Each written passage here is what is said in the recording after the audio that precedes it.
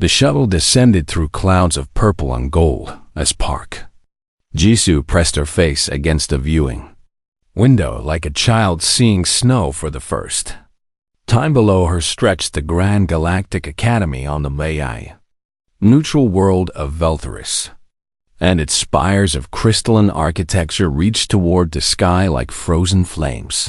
Had dreamed of this moment for 3 years, ever since humanity had been granted provisional membership in the Galactic Collective. Now she was here as Earth's first cultural attached to the Academy, and her hands would not stop trembling.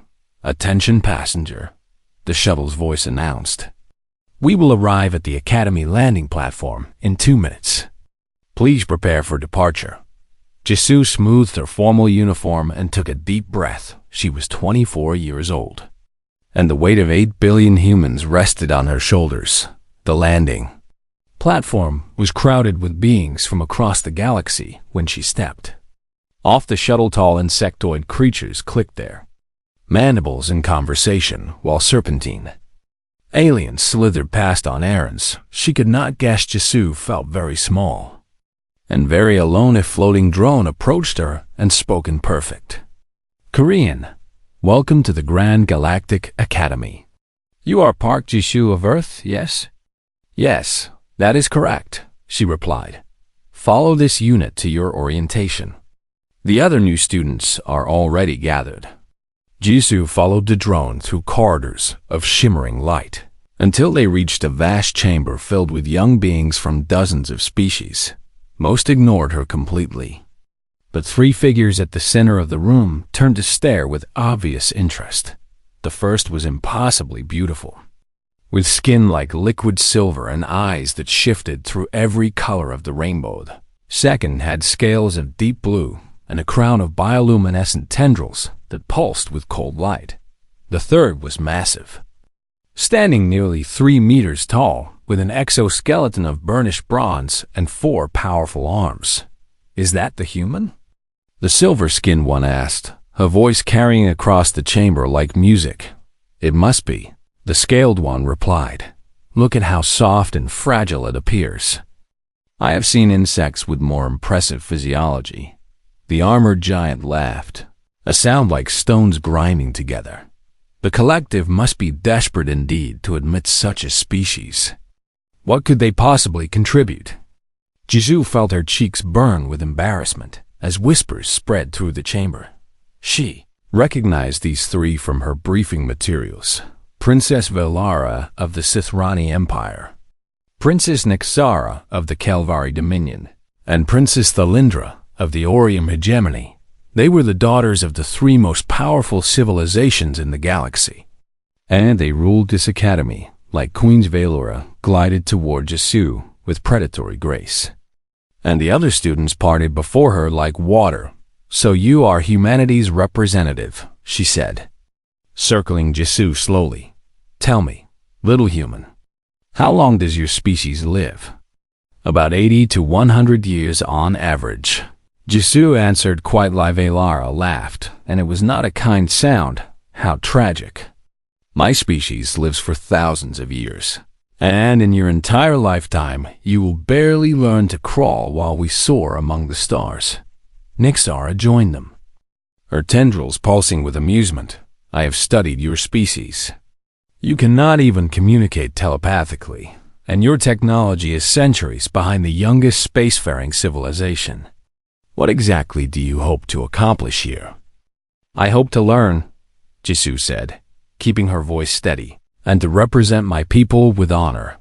Talindra snorted and flexed her 4 arms. "Honor requires strength, little creature. Your species comes from a death world, yet you remain soft and weak. Even your own planet tried to kill you, and still you did not grow strong." The princesses laughed together, and many others in the chamber joined them. Jisoo stood in the center of their mockery and said nothing. She had been trained for this. Warned that humanity would face prejudice and scorn, her mission was diplomacy, not confrontation. Over the following weeks, the mockery only grew worse. Velara made sure Jisoo was assigned the smallest quarters and the most difficult schedule in Ixara. publicly corrected every mistake Jisoo made in her studies. No matter how Min or Thalindra accidentally knocked Jisoo down in the corridors at least twice a day, other students followed the princess's example. And soon Jisoo found herself completely isolated. She ate alone, studied alone, and walked the beautiful gardens of the academy alone at night. She would contact Earth and report that everything was proceeding well, because she refused to admit defeat 1 month after her arrival. The academy's headmaster made an announcement that changed everything. Students of the Grand Galactic Academy, the ancient being declared, the time has come for the trial of unity. This sacred tradition allows each species to demonstrate their worth to the collective through 3 tests: mind, spirit, and body. Participation is voluntary, but those who succeed bring great honor to their worlds. Velara turned to look at Jisoo across the assembly hall, and her smile was sharp as broken glass. "I wonder," she said loudly enough for everyone to hear, "will the human embarrass her species by competing, or embarrass them by hiding?" Nikazara and Thalindra laughed. The entire hall waited for Jisoo's response. She thought of her grandmother back on Earth, who had survived wars and famines, and never once surrendered. She thought of her ancestors who had crossed frozen continents and burning deserts with nothing but determination and hope. She thought of every human who had ever been told they were not enough and had proven the universe. Ron Jisoo stood up straight and met Velara's rainbow eyes without flinching. "I will compete," she announced, and her voice did not waver. The princesses exchanged glances of cruel delight. They had no idea what they had awakened. The message from Earth arrived 3 hours after Jisoo announced her intention to compete. Ambassador Chun's face appeared on her communication screen with an expression of deep concern. "Attach Park. We have received reports of your decision to enter the trial of unity. This is extremely unwise." Jisoo stood at attention in her small quarters and listened. "The Galactic Council is watching this academy closely," the ambassador continued. "If you fail publicly, it will set back human interests by decades. We strongly recommend you withdraw gracefully and cite cultural obligations. With respect." "Ambassador, I cannot do that." Chun's eyes narrowed. "This is not a request. Attach Park. This is a directive from the diplomatic corps." "Then I must respectfully refuse to follow it." Silence stretched between them across the vast distance of space. Finally, the ambassador sighed. "You understand that if you fail, you will bear the consequences alone. Earth cannot officially support this decision." "I understand," Jisoo replied, "but I also understand what it means to surrender before the fight has even begun. Humanity did not reach the stars by accepting defeat." The communication ended, and Jisoo was truly alone. She sat on her small bed and allowed herself exactly 5 minutes of fear and doubt. Then she stood up and began to prepare. The trial of unity consisted of 3 tests, each designed to measure different aspects of a species. Potential: the test of mind would challenge strategic thinking and problem-solving through a complex war. Simulation: the test of spirit would require each contestant to present their culture's greatest contribution to the galaxy. The test of body would send them into a harsh wilderness where only the strong could survive. Jisoo had no telepathy like the Cithranishi, had no quantum processing brain like the Kelverish, had no armored exoskeleton or superhuman strength like the Orium. What she had was 10,000 years of human history telling her that such disadvantages meant nothing. She spent her nights studying the war simulations, historical archives, learning how previous champions had won and lost. She discovered that the simulation rewarded not just tactical brilliance, but adaptability and creative thinking. The aliens had powerful abilities, but they also had patterns, and patterns could be predicted and exploited. For the test of spirit, Jisoo contacted her grandmother in Seoul.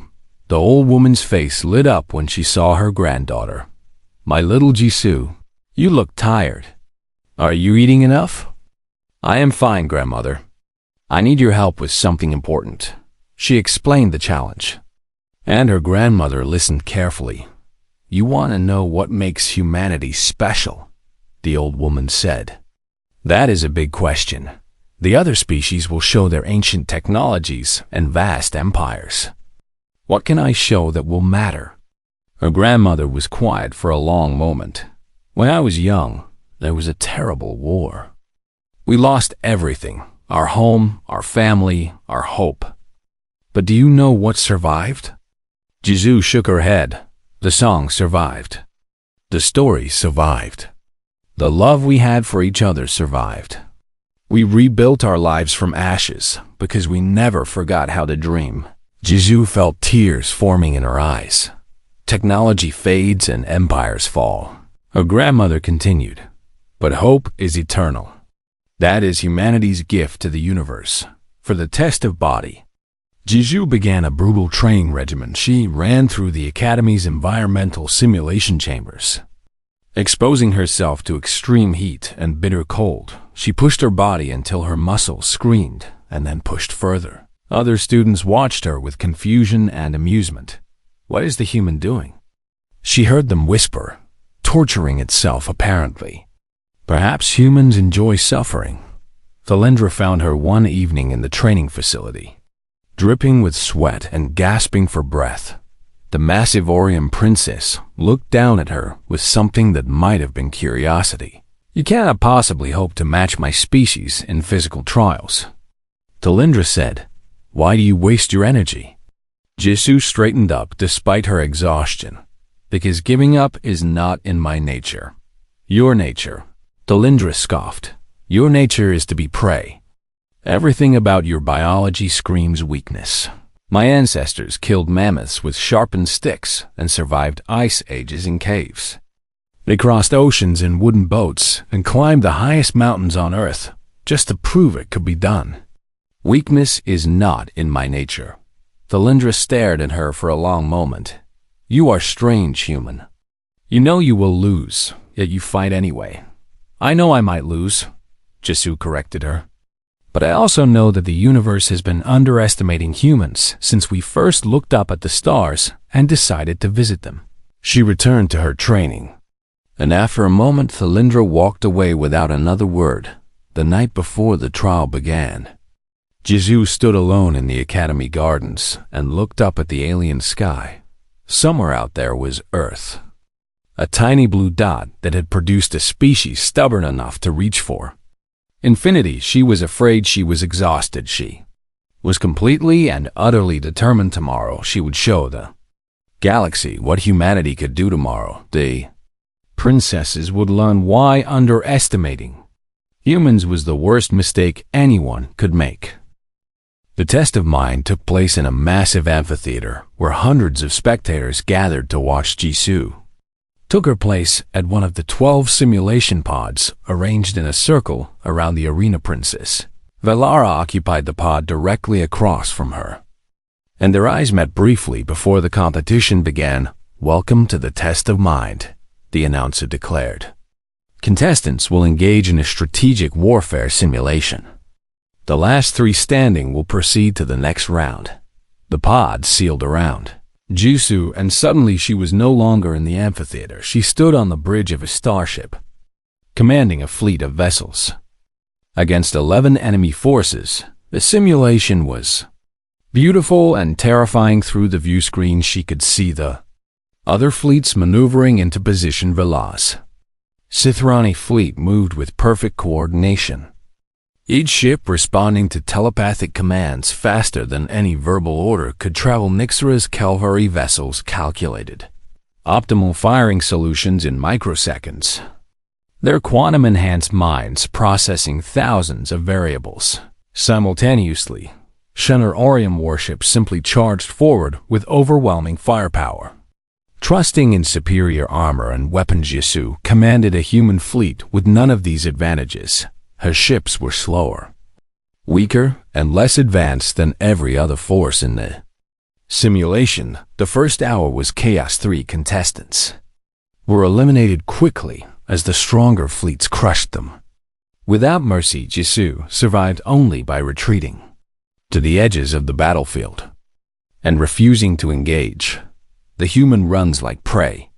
She heard Talindra's voice echo through the simulation. How predictable. But Jisoo was not running.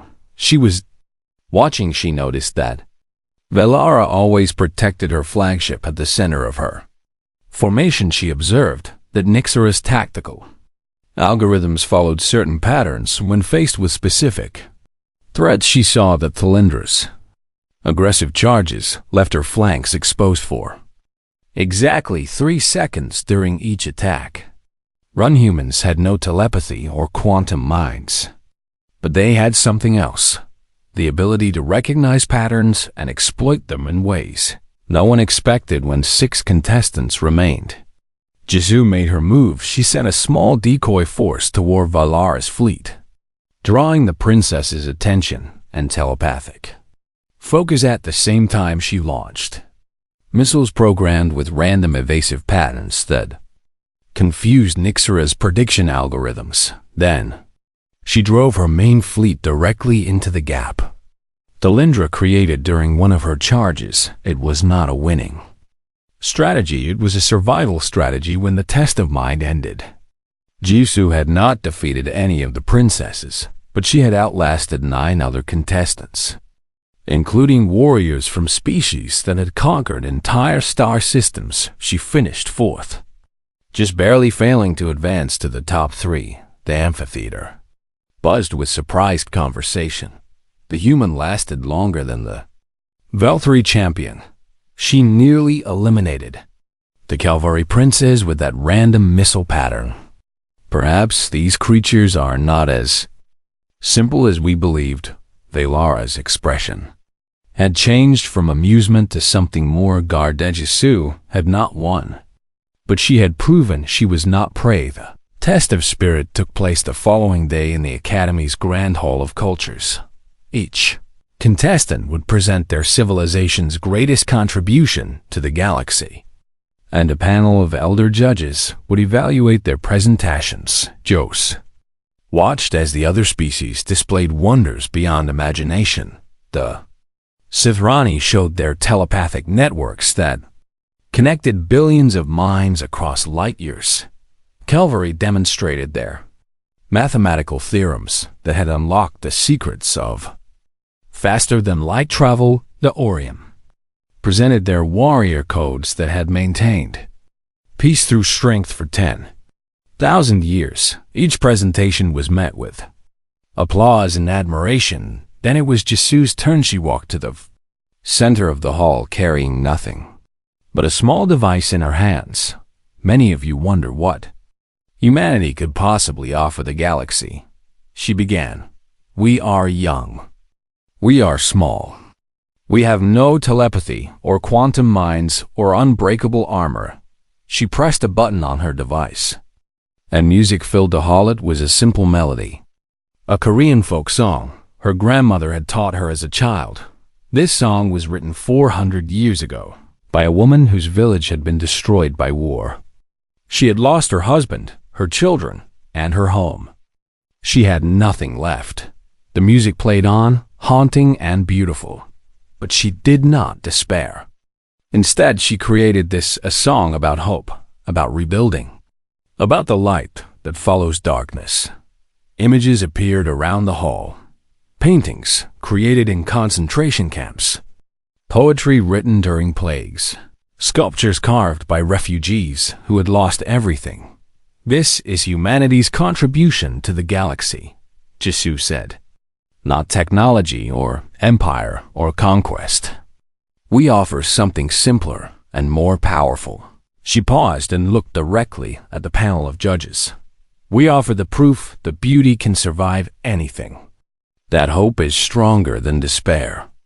That even in the darkest moments, the human spirit creates light.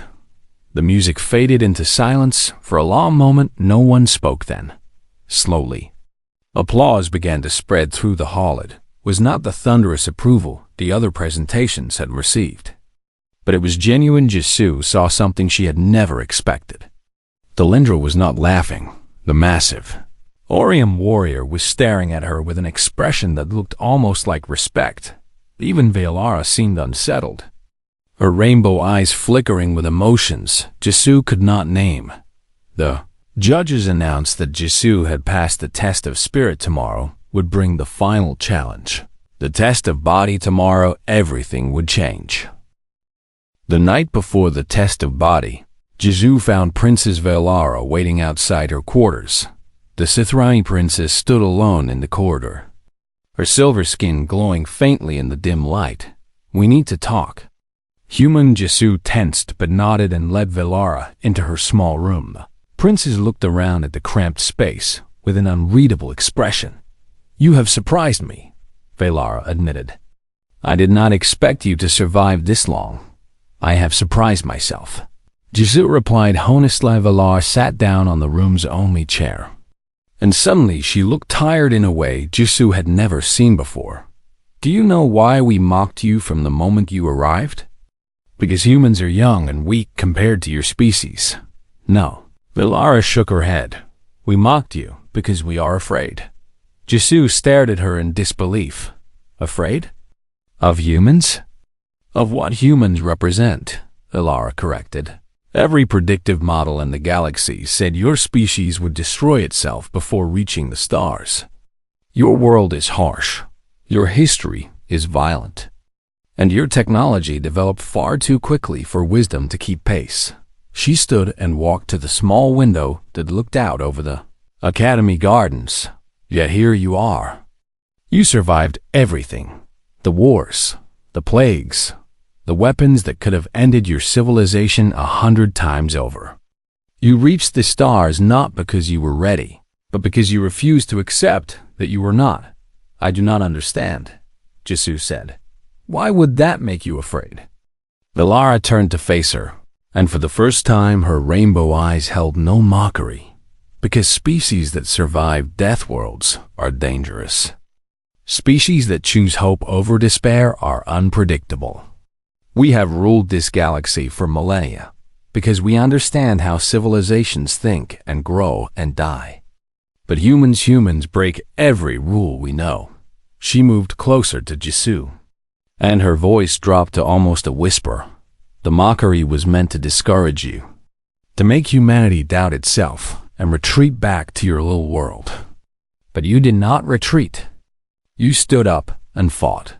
And now the whole galaxy is watching." Jisoo felt something shift inside her chest. "You wanted us to fail before we could succeed." "Yes," Velara admitted. "Because if humans succeed here, if you prove yourselves worthy, then everything changes.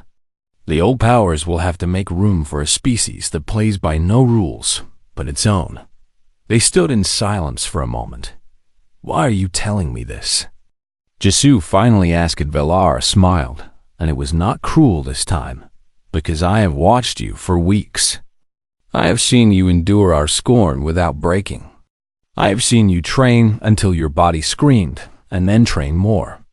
I have seen you present your culture with pride and dignity." She placed one silver hand on Jisoo's shoulder. "You have already won, human, whatever happens tomorrow.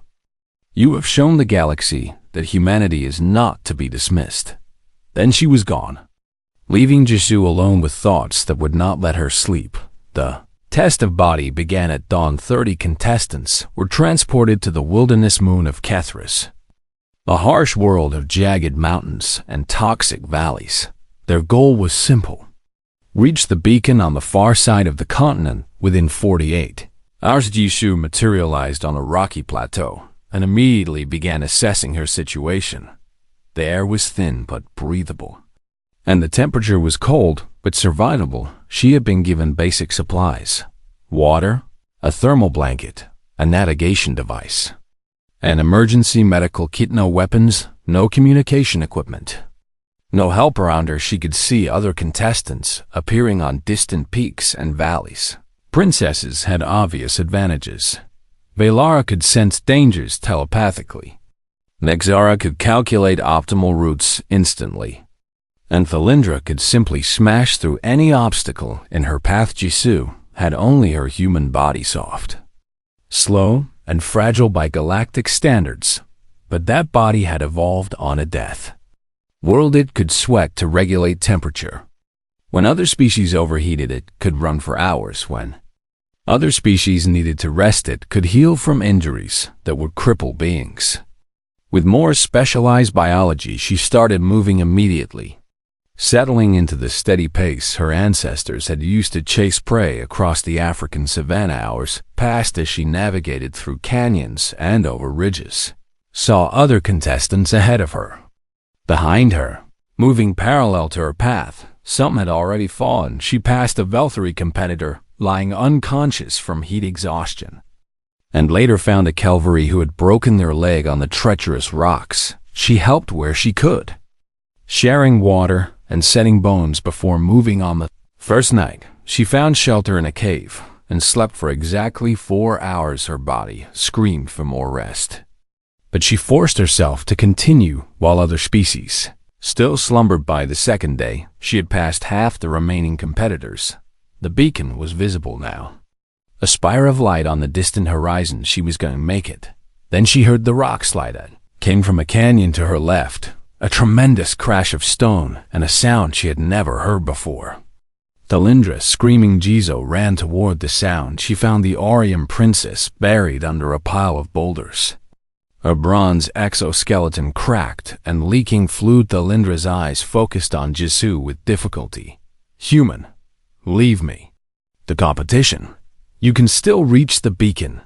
Jisoo looked at the injured princess, then at the beacon, then back at Thalindra. Rules said contestants could not help each other. Logic said to leave Thalindra and claim her victory. Everything she had worked for was within reach. Jisoo knelt beside the fallen warrior and began clearing the rocks. "What are you doing?" Thalindra demanded weakly. "Something human," Jisoo replied. "Now hold still while I figure out how to save your life."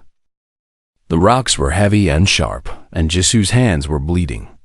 Before she finished clearing them from Thalindra's body, the Aurium princess was badly injured, her exoskeleton cracked in 3 places and leaking the vital fluid that kept her species alive. "You are a fool," Thalindra whispered as Jisoo examined her wounds. In Aurium culture, a warrior who cannot fight must be left to die with honor. "You waste your time. In human culture, we do not leave people behind," Jisoo replied. "Now be quiet and let me work." She used the emergency medical kit to seal the worst cracks in Thalindra's armor. It was not a perfect solution, but it would stop the fluid loss long enough for proper treatment. The real problem was that Thalindra could not walk. Her legs had been crushed under the rock slide, and even her warrior strength could not compensate for the damage. Jisoo looked at the beacon on the horizon and calculated the distance. 8 kilometers remained, and she had 12 hours to reach it. "Leave me," Thalindra said again. "You can still win. Winning means nothing if I lose myself to get there." Jisoo positioned herself under Thalindra's arm and heaved with all her strength. The Aurium princess weighed at least 3 times as much as a human, and lifting her was like trying to carry a boulder. Jisoo's muscles screamed in protest, but she did not let go. 1 step at a time, she began to move. The next hours were the hardest of Jisoo's life. Every step sent pain shooting through her legs and back. Her lungs burned from the thin air, and her vision blurred from exhaustion, but she kept moving. Thalindra drifted in and out of consciousness, occasionally muttering in her native language. Once, she opened her eyes and stared at Jisoo with an expression of pure confusion. "Why?" she asked. "Why do you do this?" "Because someone taught me that hope is humanity's greatest gift," Jisoo gasped between steps. "And hope means never giving up on anyone." The sun set and rose again, and still Jisoo walked. She passed other contestants who stared at her in disbelief. Some offered to help, but the competition rules forbade it. Only Jisoo was willing to break them. The beacon grew closer, but so did the deadline, with 2 hours remaining. Jisoo realized she would not make it. She was still 3 kilometers away, and her body had nothing left to give. She collapsed to her knees, Thalindra's weight finally pulling her down. "Leave me," Thalindra begged.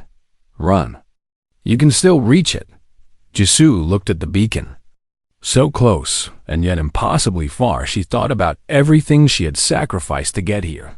Her career, her reputation, a body broken and bleeding on this alien moon. Then she thought about what her grandmother had told her. About songs surviving wars and hope surviving darkness. She thought about what it meant to be human. "No," she said, and somehow found the strength to stand again. She did not reach the beacon in time when the deadline passed. She was still 500 meters away, crawling on hands and knees with Thalindra dragging beside her, but she did not stop an hour after the competition ended.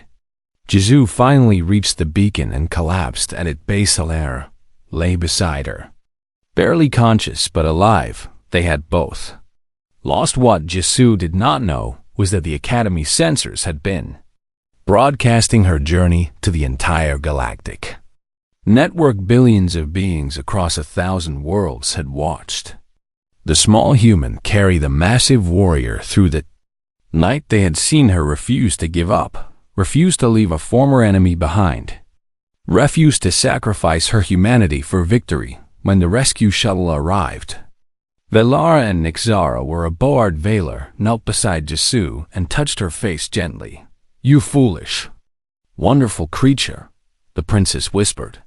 "Do you have any idea what you have done?" "I lost," Jisoo replied weakly. "No," Thalindra spoke, her voice stronger now. "She carried me. No Orium would do this. No Sithrani. No Kelvari. Only the human." The shuttle took them back to the Academy, where thousands of students had gathered when Jisoo emerged. Supported by medical staff, the crowd fell silent.